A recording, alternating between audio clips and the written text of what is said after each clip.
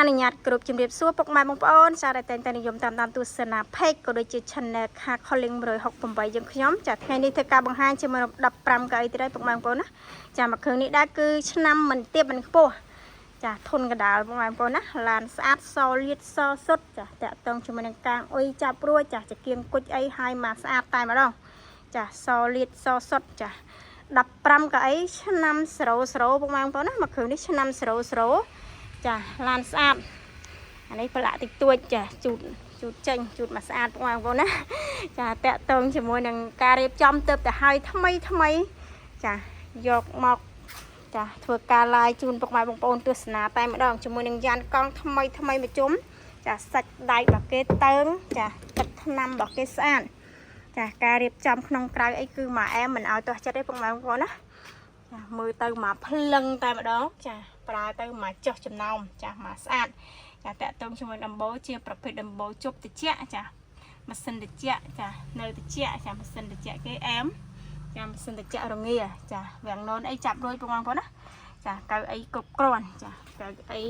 ពណ៌រៀងក្រហមចាហើយតាក់ទងជាមួយនឹងឡានមកស្អាតចាទីតាំងគឺនៅភ្នំពេញបងប្អូនណាប្រអប់លេខស្អាតអត់មានបញ្ហារឿងច្រាលអីទេចាសំខាន់ម៉ាស៊ីននៃឡាននេះគឺស្ងាត់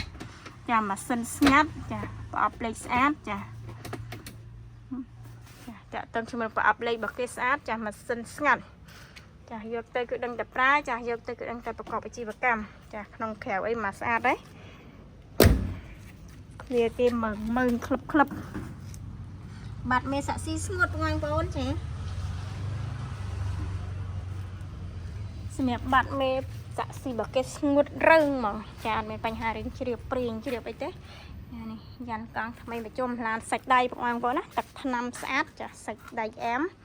ចាម៉ាស៊ីនស្ងាត់ចាប្រអប់លេខស្អាតសាក់បាត់មេសាក់ស៊ីចាអត់ពុក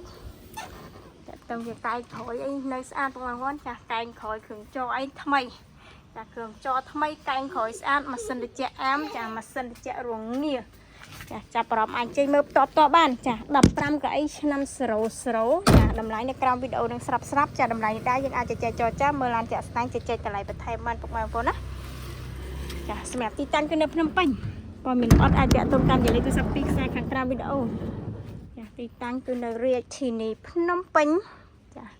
លេខទូរស័ព្ទពីខ្សែចាខាងក្រោមវីដេអូចាអាចធ្វើការតាក់ទងបន្ថែមបានឡានស្អាតចាតម្លៃល្អចាបារម្ភចេញមើលតបតងាយស្រួលក្នុងការមើលងាយស្រួលក្នុងការសម្រេចចិត្តចាឆ្លាញ់ពេញចិត្តចាមើលលំអិតឲ្យច្បាស់បន្ថែមអូខេចាធ្វើតែឯកសារបើចេញទៅតែម្ដងការរៀបចំតុបតែងនេះឯក្នុងក្រៅគឺអូខេមកកាផ្លេអរគុណច្រើនសម្រាប់ការតាមដានទស្សនាវីដេអូតាំងពីដើមរហូតដល់ចប់កុំភ្លេចជួយធ្វើការ like page ចាក៏ដូចជា subscribe channel ម្នាក់មួយដើម្បីទទួលបានព័ត៌មានថ្មីបន្ថែមអរគុណច្រើនជម្រាបលាបាយបាយ